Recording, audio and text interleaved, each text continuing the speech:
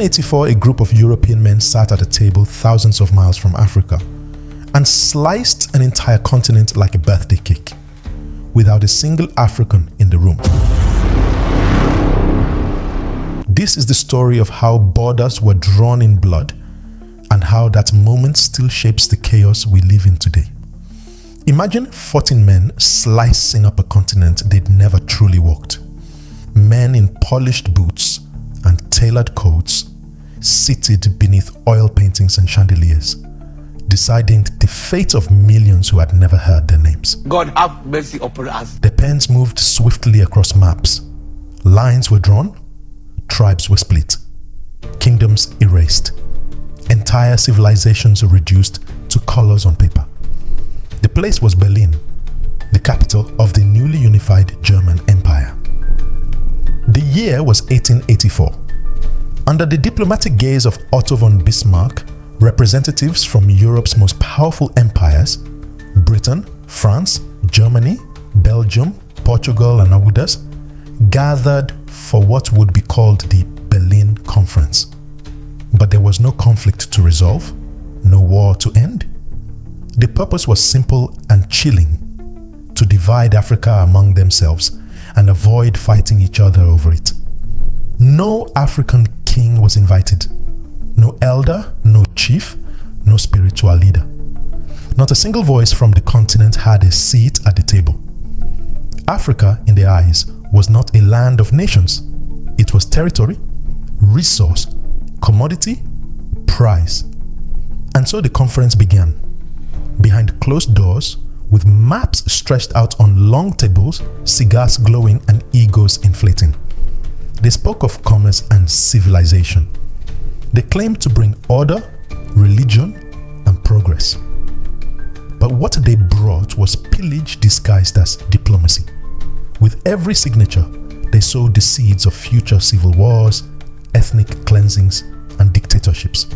With every border drawn, they buried a memory of unity, of identity, of sovereignty.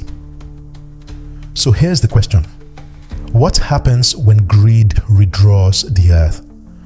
What happens when the soul of a continent is ignored in favor of its soil, its rivers, its gold, its rubber, its bodies? What happens when outsiders manufacture countries with straight-edge rulers, slicing through cultures that had evolved for centuries? This isn't just about history. It's about power. It's about betrayal. It's about a legacy that bleeds into the present. The Berlin Conference wasn't just a moment. It was a blueprint for domination. And the ghosts of that blueprint still haunt Africa today. Before the carving knife of Europe ever touched the map, Africa in the 1800s was far from a blank slate. It was a continent alive with complexity, contradiction, and culture. Contrary to colonial propaganda that painted Africa as a dark continent waiting to be civilized, the land was illuminated by thriving empires, dynamic kingdoms, stateless yet organized societies, and intricate systems of governance, economy, and spirituality. From the powerful Asante Empire in West Africa to the Kingdom of Buganda in the east, from the Sokoto Caliphate to the Zulu Kingdom, Africa was politically diverse, a continent not of chaos, but of balance and autonomy. Some regions were ruled by monarchs whose authority stemmed from lineage and divine sanction, while others relied on councils of elders or fluid communal systems where leadership rotated and power was shared. There were complex hierarchies in some places, egalitarian structures in others. The Igbo of present-day Nigeria, for instance, had no centralized state, but managed a sophisticated form of governance through village assemblies and title societies. Meanwhile, the Ethiopians had long maintained a Christian empire with imperial palaces, written language, and a lineage that traced back millennia. Economically, Africa was bustling with activity. Long before European ships hugged the coastlines with hungry eyes, Trans-Saharan and Indian Ocean trade networks connected cities and communities. Gold, salt, ivory, iron, cloth, and even books were traded across vast distances. Cities like Timbuktu, Kano, and Mombasa were hubs of commerce and scholarship, where traders spoke multiple languages and manuscripts from North Africa and the Middle East were studied in ancient libraries. Africa was not only trading goods, but trading ideas. Philosophy, astronomy, medicine, and theology flowed through oral tradition and written word alike. Culturally, the continent bloomed with artistic expression, ritual knowledge, spiritual systems, and a profound relationship with land and ancestors. Architecture varied from the stone ruins of Great Zimbabwe to the mud brick mosques of Mali and the painted palaces of the Yoruba. Music, dance, poetry, and visual art weren't side projects. They were the lifeblood of spiritual and communal life used to educate, initiate, and commemorate.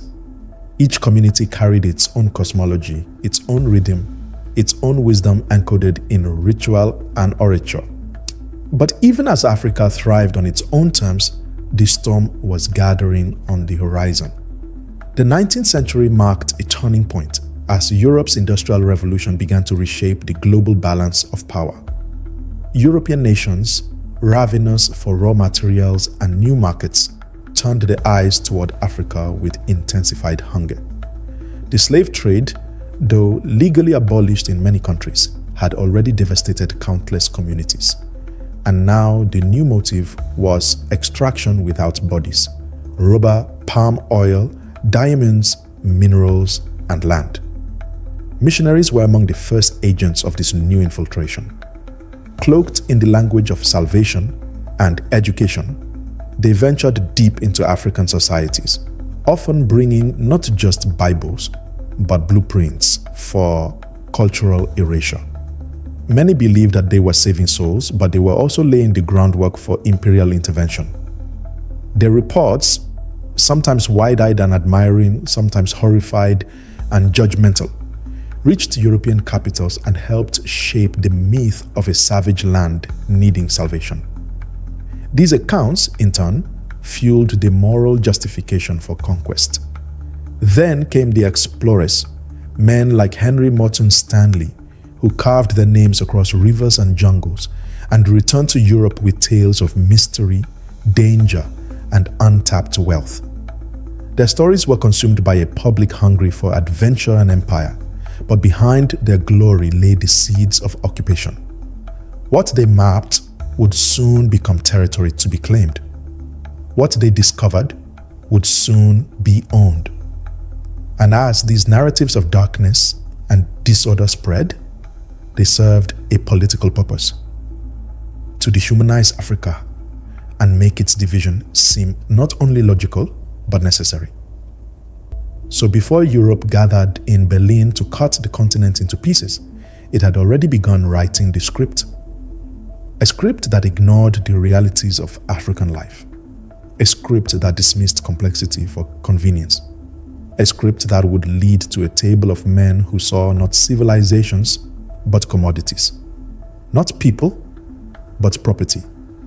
And as their pens hovered above the maps, Africa's many voices, royal, sacred, ancestral, were already being silenced.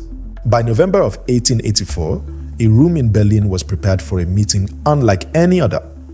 The walls bore the marks of European opulence: fine drapes, polished wood, and gilded portraits of men who'd built empires with pens and powder.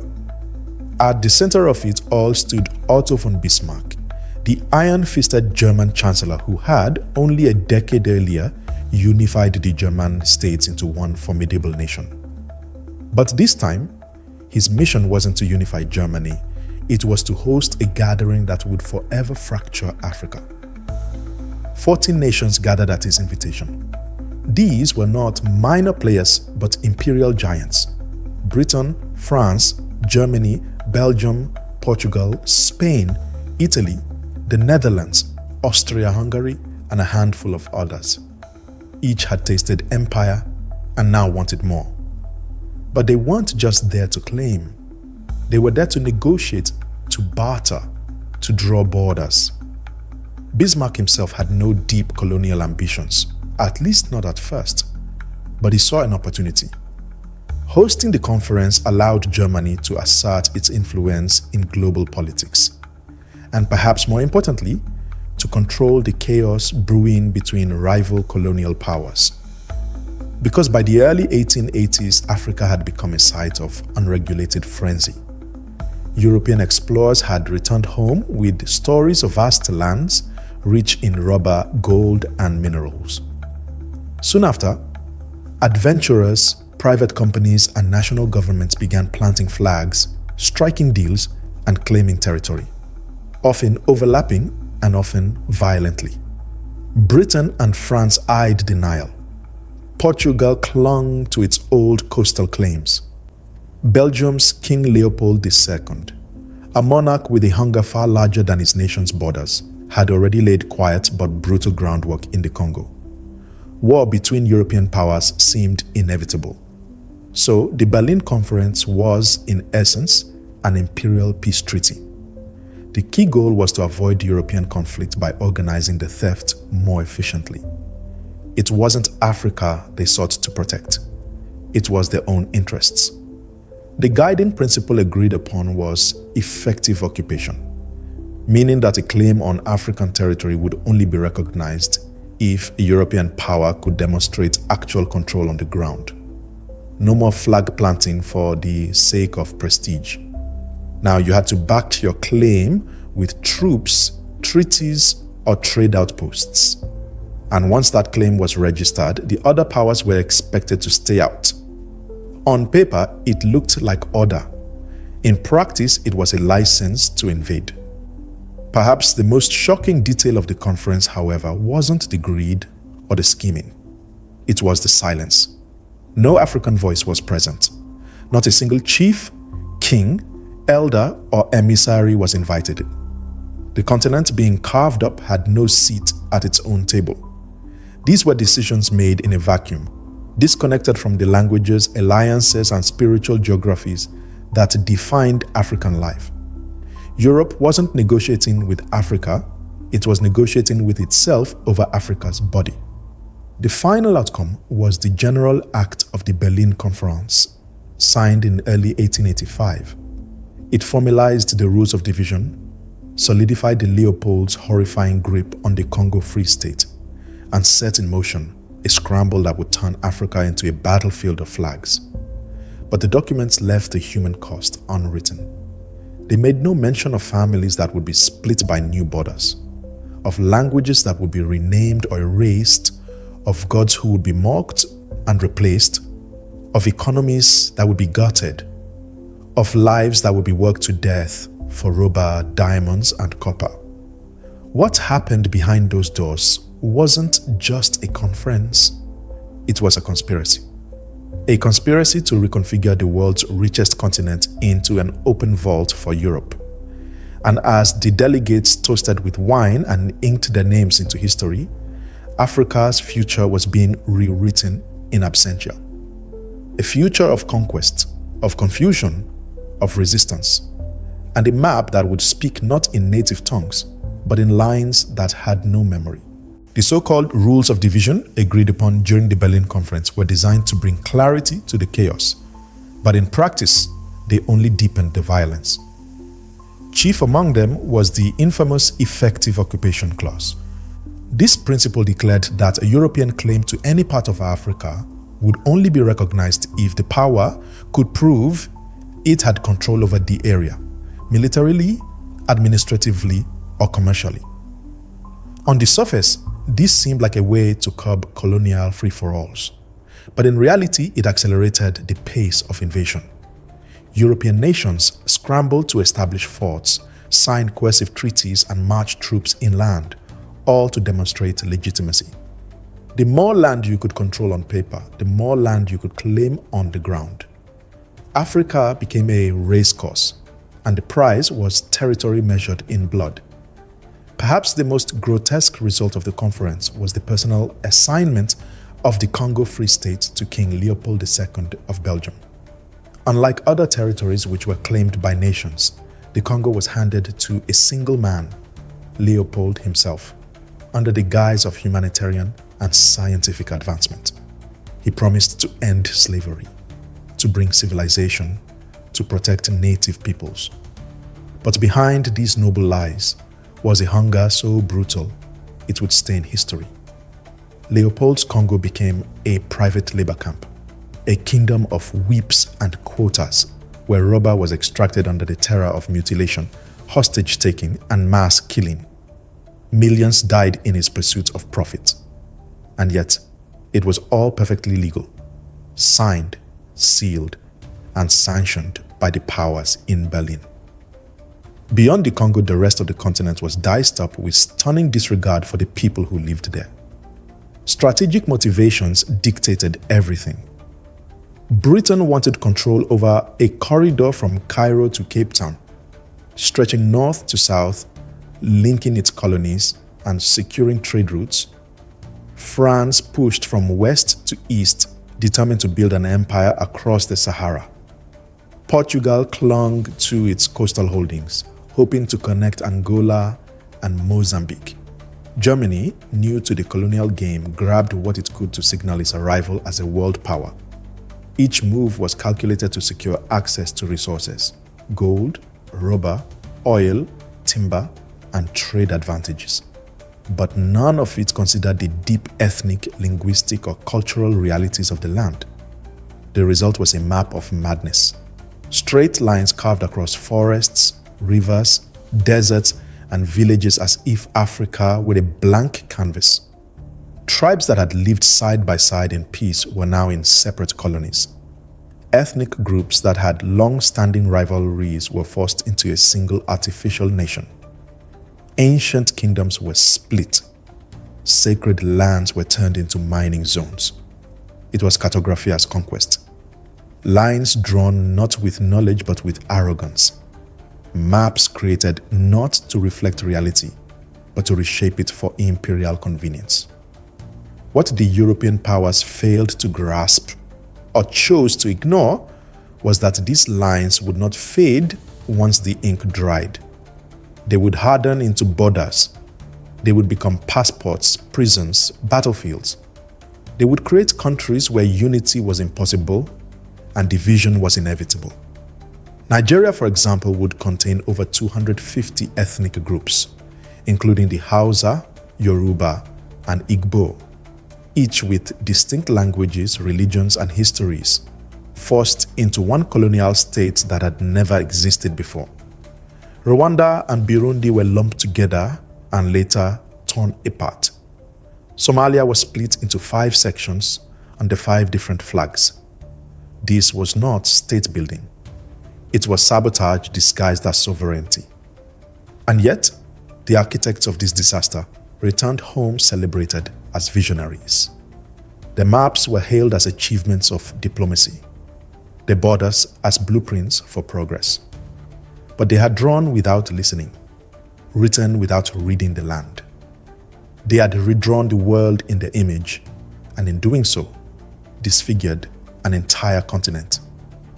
Africa would spend the next century fighting to survive the lines drawn in Berlin.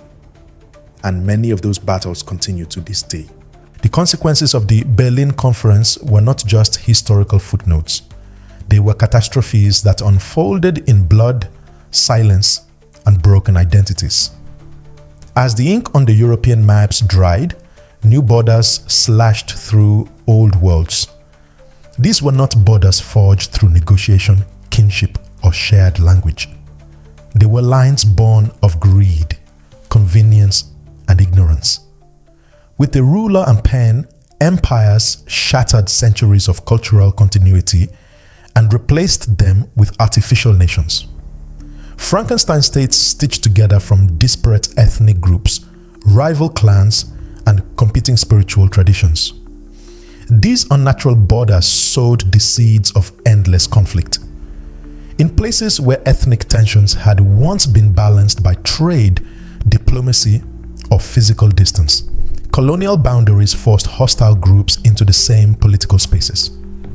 Meanwhile, Cohesive communities were torn apart. One half of a tribe in French-controlled territory, the other under British rule, subject to different laws, languages, and currencies. When independence movements began to rise in the mid-20th century, the newly emerging nations inherited not only these fractured maps, but also the political instability they guaranteed. Civil wars erupted, coups multiplied, dictators thrived in the chaos. From Biafra to Rwanda to Sudan, the ghosts of Berlin bled through every page of post-colonial history. But the damage was not merely political. The colonial state was built on exploitation, a machine designed to extract labor, wealth, and resources with brutal efficiency.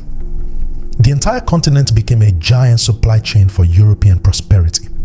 The wealth that built cathedrals, railroads, and universities in Europe came from African soil, taken without consent, without compensation, often without mercy. Africans were forced into plantations, into mines, into construction projects. Those who resisted were punished. Those who obeyed were worked to death. The system did not just take gold and rubber. It took futures, languages, religions, and rhythms. It took away the right to self-define. Nowhere was this more horrifyingly clear than in the Congo Free State, the personal fiefdom of King Leopold II. Under the guise of bringing civilization, Leopold constructed one of the most violent labor regimes in human history. Congolese people were forced to meet impossible rubber quotas, and when they failed, the punishments were designed to terrorize. Entire villages were torched. Women were held hostage to ensure male compliance. Men who failed to meet quotas were executed, their hands severed as proof. Children were orphaned, families erased. Estimates suggest that between 10 and 15 million people died during Leopold's reign of rubber, a genocide hidden behind the euphemism of progress. This was not war. This was business. And Europe turned a blind eye for years because the profits were too sweet to resist. Belgian chocolate, British rubber tires, French furniture, all were stained with Congolese blood. It wasn't until missionaries and journalists such as Edie Morel and George Washington Williams began exposing the atrocities that the world paid attention. But even then, the outrage was selective. Leopold eventually surrendered his private colony, not to the Congolese but to the Belgian state, which continued the exploitation under a new name and a more polished facade. Elsewhere, similar patterns emerged. In East Africa, the British enforced a hot tax that could only be paid through labor, coercing people into building railroads and farming export crops. In Namibia, German colonizers launched an extermination campaign against the Herero and Nama peoples, one of the first genocides of the 20th century. In South Africa, the foundation was laid for a system of racial segregation that would evolve into apartheid. In West Africa, French assimilation policies erased local identities and replaced them with second-class Frenchness. The psychological scars were just as deep. Identity itself became a battleground. Colonial schools taught Africans to be ashamed of their languages, their skin, their names. European languages became the ticket to social mobility, but also the chains of cultural erasure. Christian names replaced ancestral ones. Oral traditions were dismissed as primitive. Spiritual systems were demonized. And by the time independence came, many Africans were left in limbo, caught between the world they had inherited and the one they had been taught to admire. This confusion birthed a new crisis, the crisis of self. Who were these new Nigerians, Congolese, Ivorians, Zambians? The borders told them they were citizens of nations that had never existed before. The flags were new, but the fractures were old. Unity became an aspiration, not a reality. And in the vacuum left by colonial withdrawal, opportunists rose. Some were idealists, many were tyrants, and all were navigating maps that had been weaponized long before they were born. The Berlin Conference was not a single event. It was an operating system installed without consent.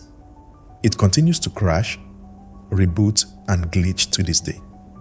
In every refugee crisis, in every border skirmish, in every civil war fought over arbitrary lines, the legacy of Berlin is present. It lives not just in books and museums, but in broken nations and broken lives, in borders that do not breed, in names that do not belong, in a silence that still hasn't ended. This was more than division. It was dismemberment, and the wounds are still open. Even in the shadow of conquest, resistance stirred.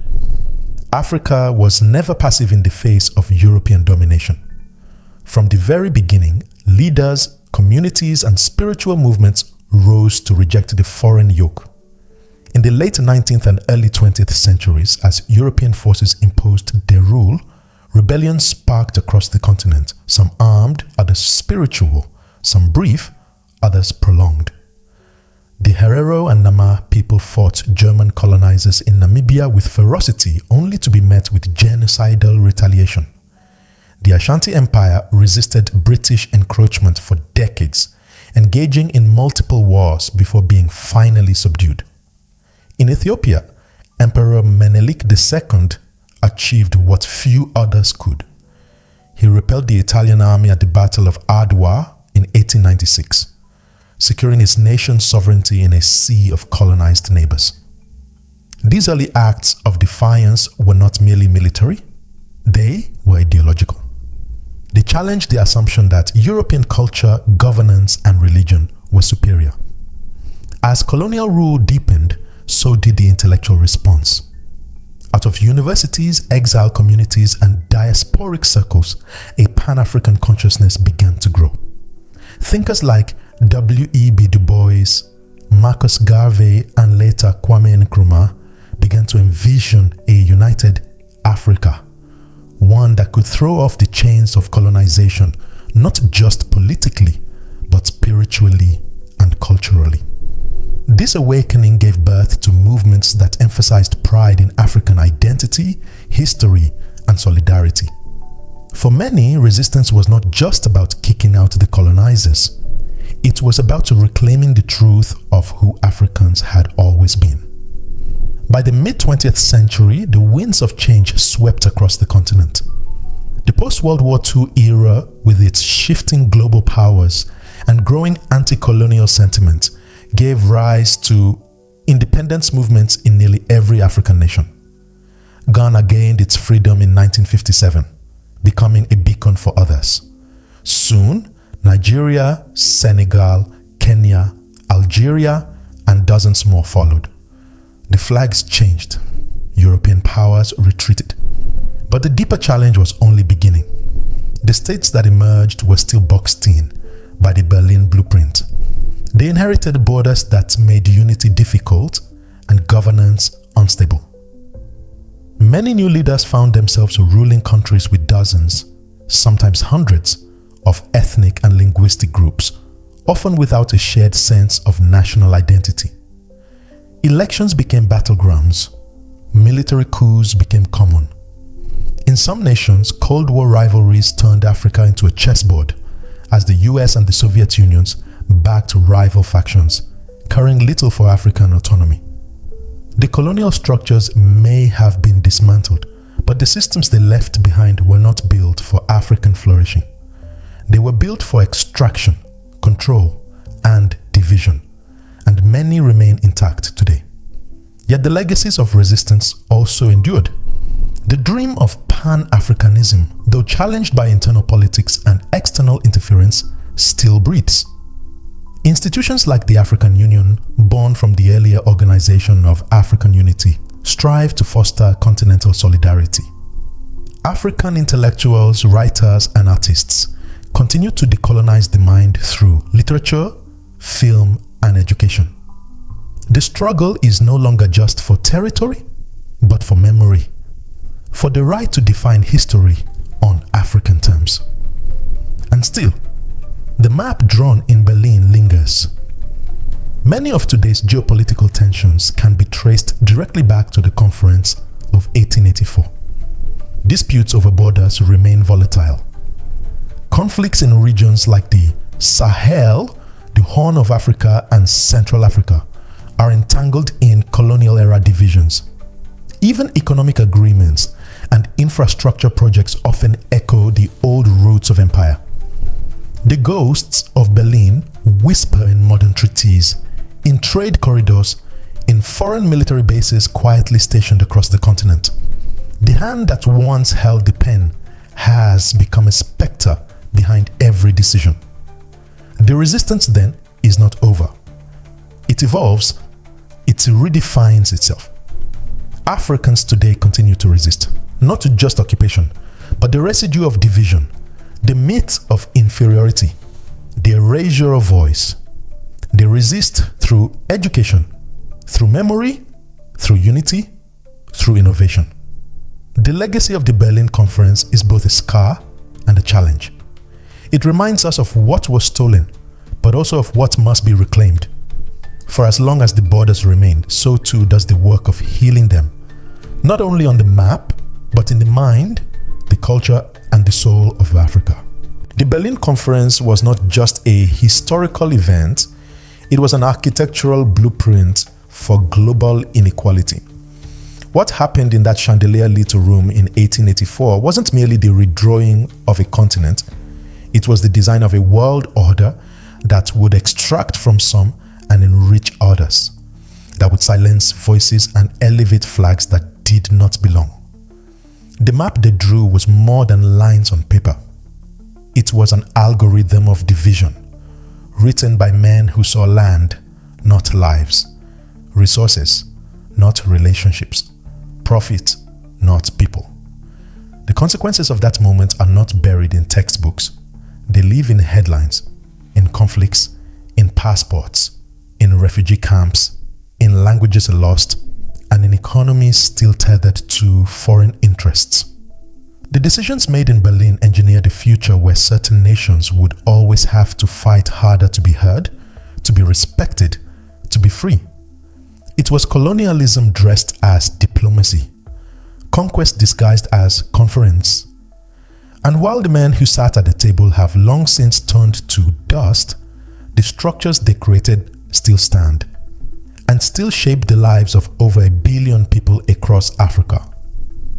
As the renowned Kenyan scholar Ali Mazrui once said, Africans were not just colonized, they were fragmented. That fragmentation of land, of identity, of memory was not accidental, it was systematic. And the work of healing it must be just as deliberate. Because if we do not confront the roots of injustice, we will mistake the leaves for the problem. If we do not understand how the past was engineered, we risk repeating its errors in new forms, in economic exploitation, in cultural erasure, in new forms of digital colonialism. This history matters, not to reopen old wounds, but to understand how they were inflicted, and to resist their recurrence. Learn this history, share it. Question what you've been taught. Ask who wrote your maps, who defined your borders, who silenced your ancestors. Resist the temptation to see the Berlin Conference as something distant. It is here, it is alive, and so must our memory be. Thank you for watching, for remembering, for asking deeper questions. Because remembrance is resistance, and resistance is how we build a new table. One where no one is left out and no continent is carved in absence.